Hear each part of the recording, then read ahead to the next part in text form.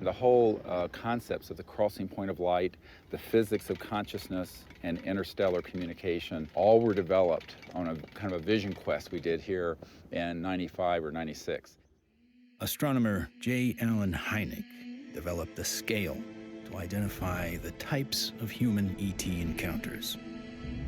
From his original 3 categories, a 4th, more controversial, has been added, CE4.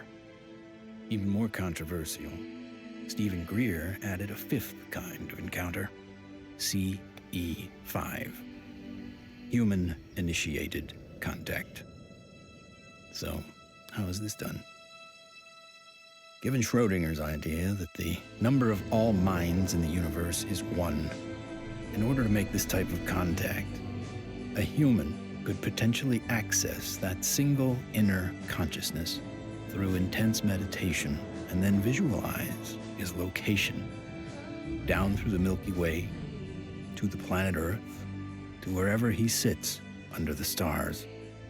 In theory, then, any extraterrestrial passing by would be able to hear the broadcast and know exactly where to go, if they choose to do so. It's interesting how many people have never been out in a place like this where they can see the whole Milky Way galaxy. Most people who come for a week, it alters their life. There's meditation techniques, there's remote viewing techniques, and once you start learning these processes and refining them, then you can make contact more quickly, more easily, and be more of an asset to the group. Checking to be sure that there's no source from anyone else, so that when we do start having electromagnetic signals through this, we know that it's a legitimate source. My name's Emery Smith. I've been with CSETI for approximately 3 years. Getting the baseline reading from us. My duties consist of a couple things. I am Dr. Greer's head security detail. I also am their photographer. I operate anywhere from 2 to 6 cameras at one time. Yeah, that's our craft. It was over the mountains in this direction. Many of the craft that are coming in are transdimensional, and the way I understand it, not visible to the human eye. And that's where this new technology, the night vision, that's where that's coming into play. And with the advent of new technology that's out there, it becomes easier and easier for us to capture these beings and these celestial objects on film. after you do the night vision, it has that green hue, of course. And after a while, when you get back to real life, you're thinking, why isn't everything green? This can't be reality. I want to show an early one from Gulf Breeze from 1992. We went down there, and one of the fun things that happened is that I had about 40, 50 people. Let's go out on the beach. And we didn't have good cameras then, but you'll get the feeling of how exciting it was, have all these people, and 1, and then 2, and then 3, and then 4 ET craft materialize right in the sky. There it goes, 1, 2, 3. And look, there's 4. There's 4. There's 4. We have a confirmed CE5. Holy damn hot shit.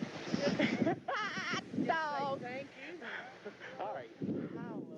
So the point, the point is, it's fun.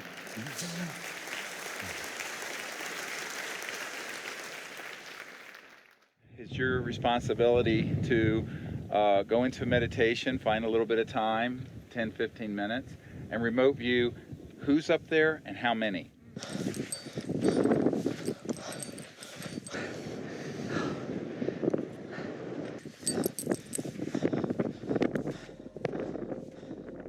I can attest to the fact that real phenomenon happens here.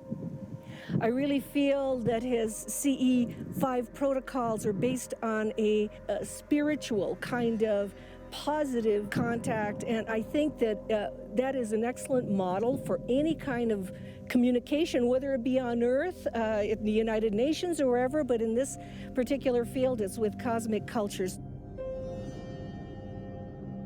And we use consciousness, meditation, visualization, remote viewing, certain tones, and we do it in a group when we can, or even as individuals.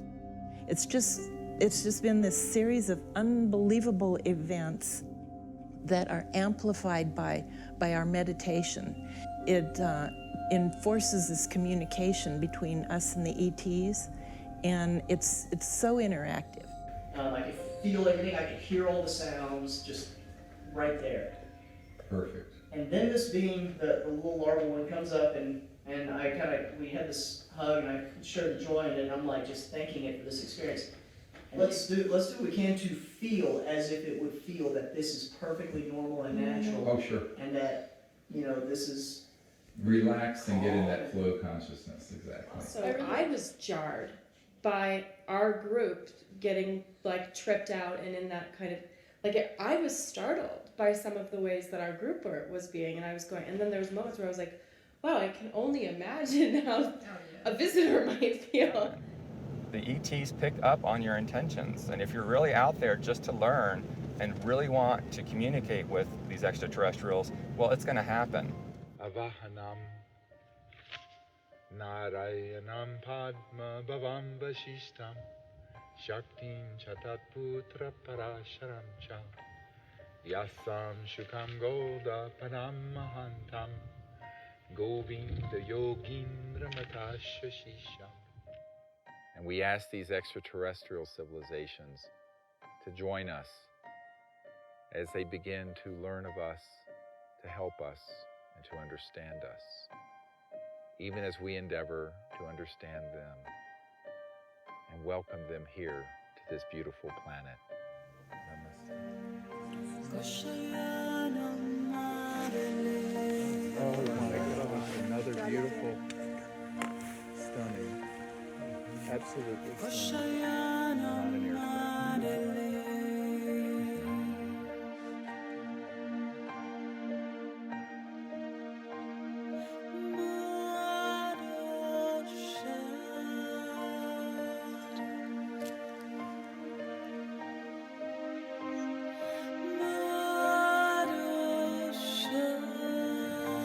Oh, here comes a military plane very quick. Yeah, there's a very fast military. Okay, they're gonna go. Oh.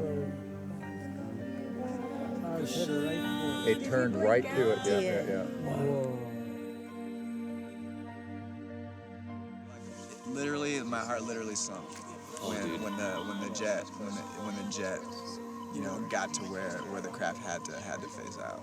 Yeah. And to feel all that love build, and then to feel that jet coming in, and it was on a heart level, my heart literally sunk when the jet crossed the path where it had to take off.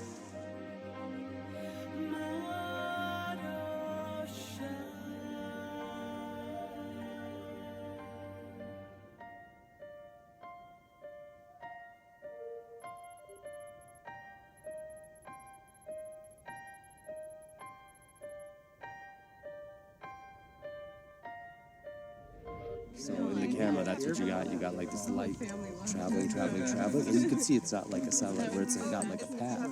It's got a movement. Yeah, and then it's gone.